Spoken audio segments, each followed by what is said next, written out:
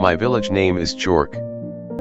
It is in Rahul Commune, Pranet Pre District, Banti I Mean Che Province. It is one of the most beautiful village of my country. My village has a primary and a secondary school. My village is surrounded by nature. My village has around 500 houses.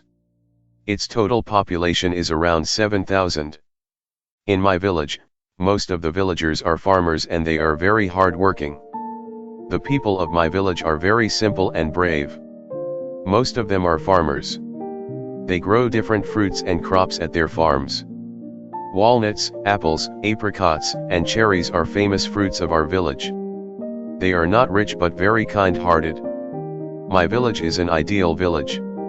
I am proud of my village. Wheats, maize, and potatoes are famous crops of our village.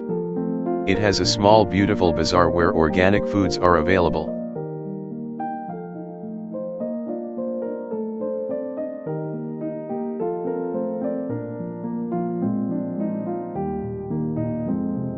Most people of our village are educated. They have much sympathy with each other. I am very proud to be a villager, which is a natural way of life. I love village life.